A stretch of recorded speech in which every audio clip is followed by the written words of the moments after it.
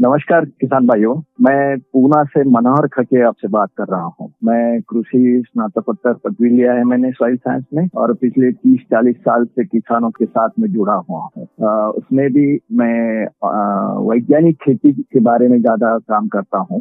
अभी जो चल रहा है कि रासायनिक खेती, सेंद्रीय खेती, जैविक खेती, ये सब बिजनेस धंधे है, ऐसा मैं समझता हूँ। अगर कृषि विज्ञान को आप ठीक से समझ लेते हैं तो फिर आपके लिए खेती किसानी बहुत कठिन बात नहीं है, और खर्चे की भी बिल्कुल नहीं होती है। बहुत ही कम खर्चे में आप अगर कृषि विज्ञान को समझ के ये करते हैं, खेती करते हैं, तो इसके लिए मैं उदाहरण हमेशा देता हूँ कि अगर आपको खेती जमीन तैयार करना है तो ऐसा हल चलाओ, वैसा मिट्टी को पोला करो और उल्टी पलटी करो, ये सब बातें होती।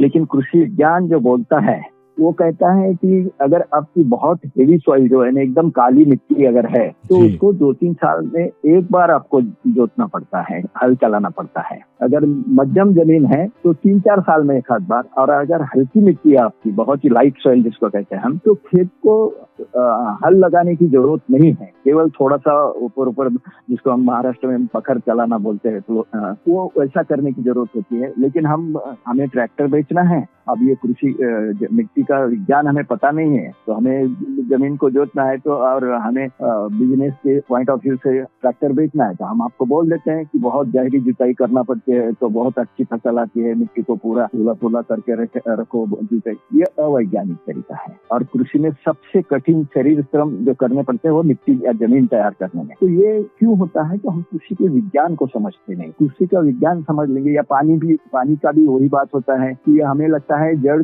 और पानी यही रिश्ता है, लेकिन ऐसा नहीं है। पौधे या फसल, पेड़ जो भी है, वो जमीन में बाद में पानी लेता है जमीन से। जब हवा में नमी होती है तब हवा से ही उसको मुख्य पानी मिलता है। जमीन का पानी उसको अगर इमरजेंसी आई तो ही लेता है। लेकिन आज हम बस जड़ और पानी का ही रिश्ता बना के रखा है, इसमें जड़ फिर डैमेज हो जाती है। तो ये सब सादी बातें हैं। ये अगर समझ लेंगे तो किसानी बहुत आसान हो जाएगी और खर्चे का भी ज्यादा प्रश्न नहीं आएगा। ये अभी जो हमारे प्रधानमंत्री प्राकृतिक खेती की बात कर रहे हैं, कुछ वैसा ही है। हाँ, है ना? हाँ। मतलब प्राकृतिक खेती जो आप अभी बता रहे थे उसी को कहते हैं, जो हमारे फोरफादर्स करते आए थे, बाप दादा करते आए थे। और अभी हम ज्यादा के लालच में कुछ भी कर ले रहे हैं। ये इसीलिए हो रहा है ना। मैंने जो बात जिससे शुरू की कि कृषि का विज्ञान नहीं समझ ले रहे। कृषि का विज्ञान समझ के लेंगे तो प्रकृति की तरफ ही जाए। प्राकृतिक खेती ही वैज्ञानिक खेती हो जाती है, क्योंकि प्रकृति के साथ में हमें काम करना है, खेती करना है। यहाँ कोई मशीनरी नहीं है। तो वो जो कहा जा रहा है कि प्राकृतिक खेती, तो ये जब तक आप विज्ञान नहीं समझ लेंगे तब तक प्राकृतिक खेती नहीं कर पाएंगे। प्राकृतिक खेती करते हैं और फिर ये डालो वो डालो भी बोलते हैं उनको, ये प्राकृतिक है, ऐसा नहीं है। अगर आप अच्छा, एक वनस्पति विज्ञान ये भी कहता है कि पेड़ जमीन से बहुत कम लेता है, हवा से ही ज्यादा लेता है। तो सिर्फ उसमें एक कंडीशन प्रकृति ने रखी है, हवा में पर्याप्त नमी की जरूरत होती है। और अभी ये फिर मैं विषय की तरफ जाता हूँ कि अभी ये जो ग्लोबल वार्मिंग चल रहा है, तो उसमें हवा की नमी करीब नहीं के जैसे हो गई। बारिश के दिन अगर छोड़ते हैं अपन, जिस दिन वर्षा होती है उस दिन को छोड़ते हैं, तो सब नमी नहीं के जैसी हो गई। जैसे अब पहले ओस गिरती थी ठंड के दिनों में, अभी ओस पड़ना ही बंद हो गया। अब नदी के किनारे है या कहीं पेड़ पौधे ज्यादा है तो वहाँ थोड़ी बहुत दिखती है, लेकिन बाकी तरफ तो सब सूखा है। अब ये मेरे पास, मैं अभी जहाँ बैठा हूँ मेरे गैलरी के पास में, तो सब गमले रखे हैं। 3 दिन बारिश हुई पुणे में, 2 दिन पहले बंद हो गई, लेकिन गमले पूरे सूख गए हैं, मिट्टी पूरी सूख गई है। ऐसा तो नहीं होना। ये क्यों होता है? तो हवा में नमी नहीं होने के कारण हवा क्या कर रही है, मिट्टी की नमी निकाल रही है। लॉ ऑफ इक्विलिब्रियम जिसको कहते हैं। तो पहले क्या होता था, हवा में नमी होने के कारण मिट्टी हवा से नमी लेती थी और जड़ को देती थी, और हवा में नमी थी तो पत्ते तो लेते ही थे। लेकिन अभी हवा की नमी खत्म होने के कारण जमीन का जो पानी है बारिश ने भर के रखा है, उसको ये हवा निकाल ले रही है इक्विलिब्रियम बनाने के लिए। तो उसके कारण जैसे ही बारिश बंद हो रही, पानी चालू करना पड़ रहा है जमीन को। तो ये क्यों हो रहा है? तो ये विज्ञान हम समझ ले, और इसका फिर फसल के ऊपर असर हो रहा है। कल ही मुझे एक फोन आया था कि सोयाबीन के फूल गिर रहे है, क्योंकि वो सूखा होने के कारण फूल गिर रहे, जबकि बारिश तो अभी खत्म हो गई। तो उसके लिए आपको कृत्रिम पद्धति से नमी तैयार करना पड़ेगा, तो ही वो प्राकृतिक की खेती की तरफ जाएंगे आप, नहीं तो जमीन को पानी देके उपयोग नहीं है। प्राकृतिक नियम यह है कि हवा, और वनस्पति विज्ञान ये कहता है कि फूल से फल में अगर परिवर्तन होना है तो उसको हवा में करीब 40% से भी ज्यादा नमी की जरूरत होती है। अब वो बारिश का दिन अगर छोड़ते हैं, वर्षा का दिन अगर छोड़ते हैं तो 10-15% से ज्यादा नहीं है जी। इसी विषय पे मिलके हमको आज आपसे एक चर्चा करनी थी, जो कि है खाद के विषय में। और खाद जो कि हम लोग गोबर खाद जिसको बोलते आए अभी तक, और इसमें बीच में फिर एक कॉन्सेप्ट आया वर्मी कंपोस्ट का।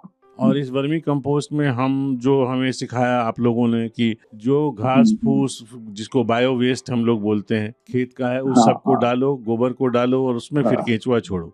लेकिन अभी जो नया हम देख रहे हैं बाजार में, वो लोग गोबर में केंचुआ छोड़ दे रहे हैं और उससे खाद बना रहे हैं। तो इसमें मुझे कोई पद्धति से परेशानी नहीं है। मुझे ये कि जो छोटा किसान होता है, अब वो खेती संभाले कि केंचुआ संभाले कि गोबर संभाले, तो ये अचानक ये बदलाव क्यों आ गया? अभी क्या हो गया, यहाँ पे भी वही फिर से बार बार वही बात मैं दोहराऊंगा कि विज्ञान, अब केचुए का जो विज्ञान है, उसका जो बायोलॉजी है, वो समझ नहीं ले रहे लोग। अब जैसा एक पहला ही मैं आपके इससे गलत शब्दों हो सकता है, पहला ही बॉम्ब डाल देता हूँ मैं आपके ऊपर। केचुआ कभी खाद तैयार नहीं करता, केचुआ कचरा खाता नहीं, गोबर भी खाता नहीं, वो खाद्य है ही नहीं। विज्ञान बताता है केचुए का खाद्य, उसमें जो जीवाणु है वो उसका खाद्य है। और वो जीवाणु कब तैयार होते हैं, जब खाद में जो भी कूड़ा कचरा है गोबर में, वो खाद में जब कन्वर्ट हो जाएगा तभी जीवाणु तैयार हो जाएंगे, और उसके बाद में केचुआ अपना कार्य करता है। केचुआ खाद तैयार नहीं करता है। केचुआ अगर कचरा खाता है, गोबर खाता है, ऐसा आपको लगता है? केचुआ का अगर बायोलॉजी देखेंगे आप, उसके जीव के बारे में जानकारी लेंगे, तो केचुए को दांत भी नहीं होते हैं और जबड़ा भी नहीं होता है चबाने के लिए, वो सिर्फ निगलते जाता है। और निगलना है तो घास थोड़ी निगल सकता है इतना बड़ा, वो उसको पहले जीवाणु बारीक कर देते हैं, घास को खाद में परिवर्तित कर देते हैं, और बाद में वो भूसे जैसा जब वो पाउडर बन जाता है उसको वो निगल के उसमें के जो जीवाणु अपने शरीर के लिए निकाल लेता है, और बचा हुआ है इसमें उसके आंत में जो पौधों को बढ़ाने वाले जीवाणु और रसायन होते हैं, वो उसके विष्टा के रूप में बाहर आ जाते हैं, और फिर वो अच्छा खाद हो जाता है। क्योंकि जब आप बोलेंगे कि भाई अगर वर्मी कंपोस्ट केचुआ अगर खाद नहीं बनाता है, वो कंपोस्ट को ही खाता है, तो फिर काय को करना है वर्मी कंपोस्ट? सादे कंपोस्ट से काम क्यों नहीं चल रहा है? तो इसके लिए उत्तर यह है कि जब वो जो कंपोस्ट है आपका, वो कंपोस्ट जब उसके आंत में से जाता है, तो उसमें जो जैसा अभी एक मिनट पहले मैंने कहा है कि उसमें उसके आंत में के कुछ स्त्राव और कुछ जीवाणु जो जमीन के काम के है, फसल के काम, वो उसके विष्टा के साथ में बाहर आ जाते हैं, जिसको कास्टिंग बोलते हैं अंग्रेजी में, और वो फिर हमारे काम का। और उसको मैं व्यवहारिक भाषा में थोड़ी समझाने के लिए कहता हूँ कि जैसा दाल चावल अपन कच्चे तो नहीं खा सकते, उसको पकाना पड़ता है फिर खाते हैं, लेकिन वो पकाते क्यों है कि वो पचन में अच्छा हो जाता है। लेकिन पकने के बाद में उसको ऊपर छौंक लगाते हैं या उसके ऊपर घी लेते हैं दाल चावल के ऊपर। तो ये जो घी डालते हैं वो क्यों डालते हैं? वो कोई उसका टेस्ट बढ़ाने के लिए नहीं डालते, वो सुपाचक हो, उसमें के जो पोषक तत्व है वो घी के कारण अलग होकर हमारे शरीर को मिले। ये जो घी का रोल होता है वही केचुआ करता है कि ये जो कंपोस्ट बनाया है आपने, वो कंपोस्ट में अटके हुए पोषक तत्व जो है ये अर्थवर्म या केचुआ उसको अलग कर देता है और हमारे पौधे के लिए उपलब्ध स्वरूप में ला देता है।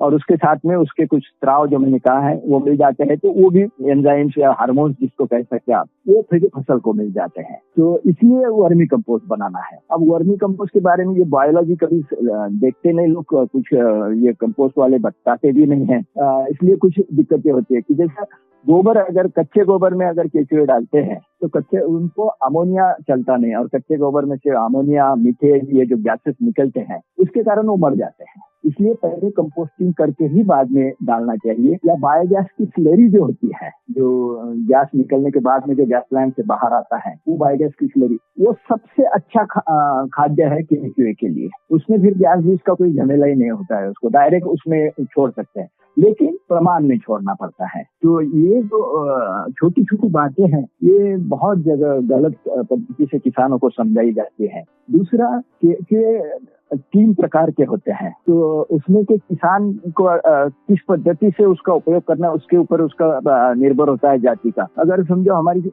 जमीन के नीचे में, बहुत नीचे में केचुए जो रहते हैं, उनका खाद्य होता है मिट्टी के जीवाणु। फिर दूसरे कैटेगरी में जो आते हैं तो वो नीचे मिट्टी के भी जीवाणु खा सकते हैं, और ये जो कंपोस्ट हम डालते हैं, कूड़ा कचरा गोबर वगैरह बना के उसमें जो खाद बनता है, तो उसके भी जीवाणु खा सकते हैं। और जो तीसरी कैटेगरी है वो केवल कंपोस्ट के जीवाणु ही खाते हैं। तो आपको अगर वर्मी कंपोस्ट बनाना है तो ये तीसरे कैटेगरी वाले अर्थों की जरूरत पड़ती है, तो वो काम में लेना पड़ता है। अब ये अगर पता है आपको कि वो केवल कंपोस्ट के जीवाणु खाते हैं, तो बहुत बार क्या करते हैं कि कंपोस्ट फीड बनाना है तो नीचे में कंक्रीट करो, फर्श डालो, ये डालो, वो डालो बोलते हैं। इसकी कोई जरूरत ही नहीं होती है, क्योंकि वो जो कंपोस्ट खाने वाले जीवाणु जो अपना केचुए जो होते हैं ना, वो 6 इंच के नीचे जाते ही नहीं है। आपने जाने के लिए बोला तो भी नहीं जाते हैं, क्योंकि नीचे में वो जीवाणु है ही नहीं, उसका खाद्य है ही नहीं। तो इसलिए ये अगर विज्ञान पता है केचुए का, तो आप फिर वो खर्चा नहीं करेंगे वर्मी कंपोस्ट के बेड बनाते समय कि नीचे वही पक्का फर्श डालो या कंक्रीट करो, ये करने की जरूरत ही नहीं।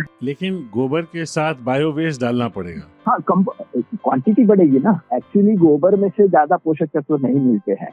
अभी पहले क्या था कि हमें कुछ रासायनिक खाद बेचना। अब यहाँ पे भी देखो, पौधे को क्या लगता है, ये अगर आप थोड़ा सा वनस्पति शास्त्र देखेंगे तो मैं उसके लिए एक उदाहरण देता हूँ कि एक कोई भी बीज लगा दो, समझो आम की गुठली है, वो लगा दिया आपने, तो वो लगाते समय 25-50 ग्राम की होती है। 2-5 साल में वो एक बड़ा पेड़ वृक्ष बन जाता है उसका। आप क्या समझते हैं कि ये कैसा बन गया पेड़ या वृक्ष कैसा बन गया? तो आपने जो खाद दिया उसको वो खाकर हो गया, या जमीन के पोषक तत्व लेकर वो इतना बड़ा हो गया। ये अर्ध सत्य है। वनस्पति शास्त्र कुछ और ही बात बताता है। वनस्पति शास्त्र बोलता है ये पेड़ में आपने डाला हुआ खाद या जमीन के पोषक तत्व कितना लिया, इसका अगर हिसाब करना है आपको, तो उसको पेड़ को उखाड़ो, उसका वजन करो। समझो 100 किलो वजन भर गया उसका एनालिसिस करो, तो 100 किलो में से 99.9% या ग्राम या किलो, तो उसमें केवल 3 ही घटक होते हैं, कार्बन, हाइड्रोजन और ऑक्सीजन। जबकि पेड़ बढ़ने के लिए 17 पोषक तत्वों की जरूरत होती है, 17 घटकों की जरूरत होती है। इसमें से ये 99.9% 3 घटक होते हैं। केवल वो बचा हुआ है, या 99.5 पकड़ेंगे अपन, तो बचा हुआ जो आधा किलो है ना, उसमें ये बाकी बचे हुए 13-14 पोषक तत्व बैठते हैं। अभी जो झिकझिक चल रहे हैं ना, ऑर्गेनिक करो, केमिकल करो, ये डालो वो डालो, तो केवल वो आधा किलो के लिए कर है। लेकिन इसमें भी विज्ञान और एक बात कहता है कि अगर ये जो बचे हुए 13-14 पोषक तत्व अगर पौधे को चाहिए, तो वो भी हवा में उपलब्ध है। सिर्फ कंडीशन वहाँ ये है कि हवा में पर्याप्त नमी की जरूरत होती है। अगर हवा में नहीं होते, इसका उदाहरण मैं देता हूँ कि बहुत बड़े बड़े पेड़ों के ऊपर, बिल्डिंगों के ऊपर, पत्थरों के ऊपर बड़े बड़े पेड़ दिखते हैं अपने को। वहाँ तो ना मिट्टी होती है, ना खाद होता है, ना पानी। फिर वो कैसे बढ़ते हैं, वो कहाँ से लेते हैं? या ये भी एक प्रयोग हुआ है कि स्टरलाइज रेत में निर्जंतुक करके रेत लिया, उसमें बीज को अंकुरित कर लिया, उसको डिस्टिल वाटर दिया और वो बढ़ाया उसको। बाद में उसका एनालिसिस किया तो पूरे के पूरे घटक उसमें मिल गए। फिर ये कहाँ से आए? तो हवा से पौधा ले सकता है। सिर्फ कंडीशन ये है कि उसमें हवा में पर्याप्त नमी चाहिए, और उसी को मैंने एयर इरिगेशन जो मेरा कंसेप्ट है वो नाम दिया है। तो ये इधर जब भी जीवों के साथ में काम आता है, वर्मी कंपोस्ट हो या पौधे बढ़ाना हो, खेती एक जीवों से जुड़ा हुआ शास्त्र है, ना कि इंजीनियरिंग से। तो हर चीज का थोड़ा थोड़ा अभ्यास अगर मूलभूत अपन समझ लेते हैं तो फिर आसान जाता है। तो आपने जो कंपोस्ट के बारे में पूछा, तो कंपोस्ट के बारे में भी कार्बन सबसे महत्वपूर्ण होता है, जो न्यूट्रिएंट जो है, पोषक तत्व जो है इसमें। क्योंकि और अभी क्या हो गया बीच के इसमें सबने खेती को नाइट्रोजन बेस कर दिया है, जबकि 70% से ज्यादा नाइट्रोजन ऑलरेडी हवा में है, और पौधा जो बढ़ता है वो कार्बन के बेस पे बढ़ता है। तो अब जैसे पहले हरी खाद बनाने के लिए बोलते थे, हरी खाद क्या है, बीज फेंको और वो फूल आने के पहले उसको जमीन में गाड़ दो, ये हो गया हरी खाद का प्रकार। लेकिन अभी बदल गया, मैं वो ऐसा नहीं करता। मैं तो बोलता हूँ जब तक उसको फल नहीं आते, पौड़ जो या फली नहीं लगती, तब तक गाड़ना नहीं, क्योंकि अगर फूल आने के पहले गाड़ते तो नाइट्रोजन जमीन में ज्यादा जाएगा, जिसकी हवा में ऑलरेडी है नाइट्रोजन। लेकिन वो पौधा पुराना हो जाता है तो उसमें जो बीज का डंठल होता है उसमें कार्बन ज्यादा जमा हो जाता है, और वो फिर अगर जमीन में जाएगा तो आपका कार्बन कंटेंट बढ़ेगा। पूरा कृषि कार्बन पे डिपेंड है, लेकिन कार्बन फुकट में किसानों के पास में होता है, इसलिए उसका मार्केटिंग नहीं होता, तो आगे नहीं आया। नाइट्रोजन बेच सकते यूरिया के रूप में या और भी कोई खाद के रूप में, इसलिए उसी को सामने लाया जाता है। जबकि अब मेरे कई सारे फार्म है, या आपने भी जो देखा यहाँ पे पत्थरों के ऊपर पेड़ खड़े, उसको तो कोई नाइट्रोजन नहीं दिया हमने, तो भी इतने बड़े बड़े कैसे हो गए? तो उसका कारण है कार्बन। तो आपके खेत में जो कूड़ा कचरा, जो हमारे प्राकृतिक खेती बोलो या भारतीय खेती का जो प्रकार था, हमारे यहाँ पूरा कंपोस्ट का ही उपयोग किया जाता था। उसका कारण ही वो था कि कंपोस्ट में से कार्बन ज्यादा जाता है, क्योंकि वो कूड़ा कचरा जो सूखा हुआ है उसी को हम कंपोस्ट में कन्वर्ट कर देते हैं और फिर उसमें से कार्बन ज्यादा जाता है, इसलिए फसल अच्छी आती है। तो ये कार्बन का महत्व किसानों को समझ लेना चाहिए। ये बाद में आता है कि ये खाद बनाओ वो खाद बनाओ। कार्बन अगर आप ज्यादा से ज्यादा लौटाएंगे जमीन को, तो बाकी कोई खाद देने की जरूरत नहीं होती। एक रिसर्च ये भी हुआ है कि आपके मिट्टी का कार्बन प्रमाण अगर 2% से ज्यादा जाता है तो कोई खाद डालने की जरूरत नहीं है। और इसका उदाहरण आपको देखना है तो आप मेघालय वगैरह में जाओ, हिली एरिया में, वहाँ ये जो होता है ना आपका मटार का पौधा अपने यहाँ 6 इंच 9 इंच से ज्यादा होता नहीं, हमारे यहाँ तो भी नहीं होता है। लेकिन वहाँ मेघालय में जाएंगे तो वहाँ 3-3 4-4 फुट मटार बढ़ता है, और अपने यहाँ एक पेड़ को 4-5 फल्ली लगती है मटार की, वहाँ 100 फल्ली लगती है। दूसरा, अपने फल्ली में 3-4 से ज्यादा बीज नहीं होते, दाने नहीं होते, उनके यहाँ 7-7 8-8 होते हैं, जबकि वहाँ कोई खाद नहीं डाला जाता। ये क्यों होता है? तो वहाँ का कार्बन कंटेंट बहुत ज्यादा है, और ये सब मैं देख कर आया हूँ वहाँ पे। तो उसका कारण वो था कार्बन। तो जब तक आपके जमीन का कार्बन कंटेंट नहीं बढ़ेगा, तब तक ये सब सेंद्रीय रासायनिक करो, ये अपना सेंद्रीय करो, ये सब बातें मैं उसको मायने नहीं रखता हूँ ऐसे बातों को। आप कार्बन का महत्व समझिए। ये जो कुछ आपके खेत में वेस्ट निकलता है वो पूरा जमीन को लौटा दीजिए, तो आपको कोई खाद की जरूरत नहीं है, न सेंद्रीय खाद की जरूरत है न रासायनिक खाद की, तो बिल्कुल ही नहीं। और एक्चुअली रासायनिक खाद ये खाद नहीं है, वो दवाइयाँ है। अब जैसे आप रोज भोजन करते हैं, लेकिन कुछ कारण से आपके शरीर में थोड़ा बहुत कुछ कम ज्यादा होता है, तो डॉक्टर आपको दवाई लेने को, टॉनिक लेने को बोलता है। तो उतना छोटा आप इसके लिए आप भोजन नहीं बंद करते हैं, वो भोजन के साथ में ही वो टॉनिक। फिर वैसा ही केंद्रीय खाद के साथ में अगर कुछ कारणवश आपके पेड़ में कुछ पोषक तत्वों की कमी है, तो उतना ही आपको लेना था। आपने भोजन के रूप में उसको रासायनिक खाद को डाल रहे हैं। तो केवल टॉनिक पीकर हम जी नहीं सकते। 2-4 दिन भले फ्रेश दिखेंगे, लेकिन बाद में जैसा पेट खाली होता जाएगा, पूरा फिर जो है वो भी चला जाए। तो वही खेती में होता है कि आप अगर कोई ऑर्गेनिक मैटर नहीं डालेंगे, भले ही वर्मी कंपोस्ट के रूप में हो या इसके रूप में हो, तब तक आपकी फसल अच्छी आएगी नहीं, कितना भी रासायनिक खाद डालो। तो ये जो मूलभूत बातें वो समझ लेंगे। जैसा ये वर्मी कंपोस्ट पे फिर से मैं वहां जाता हूँ, आपने वर्मी कंपोस्ट पे पूछा था, तो वर्मी कंपोस्ट में भी कंपोस्ट कैसे बनाए, ये 2 मिनट का विधि है, लेकिन उसमें ये मेन बातें आपको समझ लेना चाहिए कि केचुए का शरीर शास्त्र क्या होता है। वो अगर समझ लेते हैं तो फिर आपकी गलती नहीं होगी, लेकिन वो कोई समझाता ही नहीं है। तो ये हम मान लेते हैं कि जब हम वर्मी कंपोस्ट बनाएं तो उसमें केंचुआ सही होना चाहिए, और साथ साथ उसके पास बायो वेस्ट होना चाहिए। उसमें से जो निकलेगा उसके बॉडी में जाएगा, फिर जो उसका विष्ठा निकलेगा वो बनी खाद, बाकी सब बकवास। एक सवाल और है, हमारे यहाँ कुछ जो पारंपरिक खेतिहर हैं, वो लोग क्या करते हैं, जो देसी गाय का गोबर होता है, तो जैसे 2-3 दिन का गोबर उनका जमा हो गया वहाँ पे, तो उसके बाद वो उसको एक जगह थोड़ा उसको चला देते हैं उदाल से 2-3 बार, और उसको हवा लगा देते हैं। वो कहते हैं गैस निकल जाती, गर्मी निकल जाती है। और उसके बाद उसको वो जैसे 10 किलो गोबर है तो 10 किलो पानी में मिला के घोल देते हैं अच्छे से। 2-3 दिन उसको भी रख लेते हैं, और फिर उसमें 10 गुना पानी मिला देते हैं।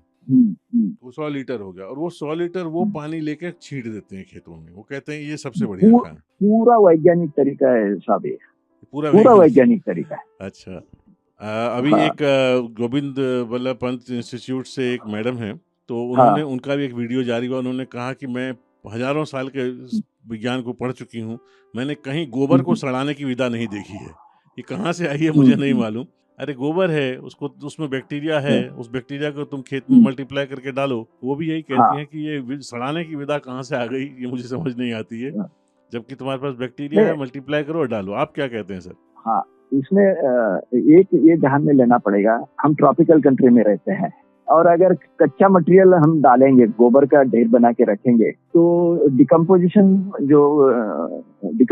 को आप क्या बोलते हैं हिंदी में, मुझे नहीं याद आ रहा है। तो विघटन की क्रिया जो होती है, कंपोस्ट बनने की जो क्रिया होती है, तो उसमें काफी उष्णता तैयार होती है। मैंने पानी गर्म किया है उसके ढेर में, नहाने के लिए। इतना 80 डिग्री तक टेम्परेचर जाता है। और फिर वो अगर हम पहले ही गर्म देश में हैं, ट्रॉपिकल कंट्री में हैं, और वैसा अगर वहाँ डालेंगे तो अगर वहाँ डिकम्पोजिशन प्रोसेस फास्ट हो गई तो फसल को डैमेज कर सकते। इसलिए फिर उन्होंने एक बाजू में वो पहले कंपोस्ट बनाओ और बाद में डालो, तो फिर टेम्परेचर नहीं बढ़ेगा। ये इसलिए कंपोस्टिंग की प्रोसेस आ गई है। घोल जब बनाते हैं तो वो कंपोस्टिंग की ही अलग पद्धति है, लेकिन है तो कंपोस्टिंग ही प्रोसेस हो, लिक्विड मैन्योर ही बना रहे आप। उसमें फिर उसमें गोबर अगर नहीं है आपके पास में, ये कूड़ा कचरा बहुत है, कार्बन का सोर्स बहुत है, उसको कंपोस्ट कैसा करेंगे? फिर वो अगर डालने का रहा तो वो नहीं डाल जाएगा। तो इसलिए फिर बाजू में कंपोस्ट बना के उसमें डालने की हमारे देश में प्रथा चल गई। लेकिन अगर आपको पूरा विज्ञान पता है तो फिर आप ये ऐसा घोल बना के डालते हैं, तो वो भी वैज्ञानिक तरीका है। एक और तरीका हमने देखा, खास करके शिमोगा जैसे इलाके में, खेत के बीच में एक बड़ा सा पिट बना लेते हैं, छोटा सा मतलब गड्ढा कर लेते हैं 10-20 फुट का, और जो भी माल कचरा आता है, चाहे वो किचन का है, चाहे खेत का, चाहे कहीं का, चाहे गोबर हो, चाहे जो, वो उसमें डालते रहते हैं, उसी में पानी छोड़ते रहते हैं और फिर उसी पानी को चारों तरफ खेत में डालते हैं। ये भी वही तरीका हुआ? हाँ, वही हो गया, वही हो। सिर्फ वहाँ पे एक हो सकता है कि उसमें बीच बीच में हवा अंदर जाना चाहिए। हाँ, वो बबलिंग तो लकड़ी अंदर डाल के रखे तो हिलाना पड़ेगा लकड़ी से, तो एरोबिक हो जाएगा। अवातीय सवातीय जो प्रकार होते हैं कंपोस्टिंग के, तो वो सवातीय करना पड़ेगा, यानी एरोबिक करना पड़ेगा आपको, नहीं तो गंदी बास आएगी फिर वो। हाँ, तो ये कई तरह की हमने मतलब वर्मी कंपोस्ट और खाद, क्योंकि जो छोटा किसान है उसके पास एक गाय है, थोड़ी बहुत गोबर होती है, वो अपना उसका स्लेरी बना के डाल लेता है। वो वर्मी कंपोस्ट खरीदने जाए, बनाने जाए तो इतनी विधा वो कर नहीं पाता। तो इसीलिए मैं हमेशा मैं कहता हूँ कि खेती के लिए कोई ऐसे स्टैंडर्ड फॉर्मेट नहीं बना सकते अपन। मैं हमेशा इसके लिए मैंने एक फार्म आर्किटेक्ट करके एक शब्द निकाला, लैंडस्केप आर्किटेक्ट नहीं, फार्म आर्किटेक्ट। जैसा जहाँ साहब का खेती का कुछ डिजाइन करना है तो जहाँ साहब के वहाँ की कंडीशन देख के उसका डिजाइन बनना चाहिए, ना कि मनोहर खट्टर को लगता है पुणे में इतना अच्छा ये खेती है तो उसकी कॉपी वहाँ करे। तो आपका पद्धति से ही वहाँ डिजाइन करना पड़ेगा, वहाँ की जो कंडीशंस है उसको लेकर ही अपने को वो पद्धति या डिजाइन। से मुझे एक चीज याद आ गई जिसपे मैं आपसे अगली बार जब भी बात करेंगे 2-3 दिन में तो करेंगे, वो है दीमक के बारे में। मेरे को जो स्कूल में पढ़ाया गया था वो ये था कि जो मरे हुए तत्व होते हैं उस पे दीमक लगते हैं, और हम लोग यहाँ जिंदा पेड़ में के अंदर थाइमेट वाइमेट डालते रहते हैं। तो कितना सही है कितना गलत है, इसके लिए मैं अगली बार जब आपको कॉल करूंगा, अगली बार उस पर स्पेशल, वो बहुत बड़ा विषय की स्पेशल बात करेंगे। हाँ, उस पर स्पेशल बात करेंगे। आज हमको वर्मी कंपोस्ट और गोबर के बारे में बताने के लिए बहुत बहुत धन्यवाद। इसको मैंने जान के हिंदी में किया। ये साहब, मैं तो मेरी विनती रहेगी कि ये छोटी छोटी बातें ही किसानों को समझाने की जरूरत है। तो आप एक एक लेकर ही इसको समझे। काफी बात है, तो पेड़ लगाना है, कैसा पेड़ लगाना यही पता नहीं, दीमक क्या है, दीमक यही पता नहीं, बस दवा डालो मार डालो, इतना ही पता है। तो ये एक एक विषय को लेकर मैं आपसे पूछ लूं, एक सवाल मेरे पास आया हुआ है। उन्होंने पेड़ लगाए हैं आम के, 1 साल हो गया, 2 साल पुराने पेड़ हैं, 5-5 फुट के। तो उनको कोई कहता है इसमें बोन मेरो डालो, कोई कहता है कैल्शियम डालो। मुझसे पूछ रहे थे कि सर इसमें क्या डालूं? कुछ भी नहीं डालेंगे तो बहुत अच्छा बढ़ेगा। उसने बोला साहब मेरे इसलिए मैं उदाहरण इसलिए मैं इसमें एक उदाहरण देता हूँ जी। एक पैसे वाले का बच्चा है और एक मजदूर का बच्चा है जी। पैसे वाला ये खिला वो खिला, दुनिया भर की बातें उसको देता है, खेती में डालता है, बोलते इसको अपन खिलाते हैं, बोलते इसमें फर्क है। और जो मजदूर का बेटा है वो उसको तो कुछ नहीं, माँ के दूध के सिवा कुछ नहीं मिल रहा है। लेकिन जो जब तक वो माँ का दूध पीता है, दोनों बच्चों की तुलना करिए, वो मजदूर का बेटा ही ज्यादा सशक्त दिखता है। बिल्कुल, क्योंकि कुछ नहीं डाल रहा है, कुछ नहीं दे रहा है बच्चे को। तो वही बात इधर भी आती है, क्योंकि ये भी जैव शास्त्र ही है। हम इतना ज्यादा का उसको डाल देते हैं कि उसका बॉडी का पूरा केमिस्ट्री चेंज कर देते हैं। बिल्कुल। तो बहुत अच्छा लगा आपसे बात करके, और फिर ये चर्चाएं छोटी छोटी मैं करता रहूंगा आपके साथ, और किसानों को इससे थोड़ा फायदा होगा। मैंने खास करके इसको हिंदी में इसलिए रिकॉर्ड किया अपनी मैथिली में ना करके कि बहुत सारे जो लोग हैं, एमपी में भी सुने जाए, यूपी में भी सुना जाए, जहां तक लोग सुन सकेंगे इसको, हम इसको साझा करेंगे और इसको सबको सुनाएंगे भी, और आपसे मिलते रहेंगे। बहुत बहुत धन्यवाद मनोहर भाई। मुझे बहुत आनंद हुआ कि आप किसानों के लिए कुछ कर रहे हैं। तो मेरे बिरादरी के लिए आप काम कर रहे हैं, इसलिए मैं आपको धन्यवाद देता हूँ। शुक्रिया। फिर मिलते हैं। धन्यवाद। ओके।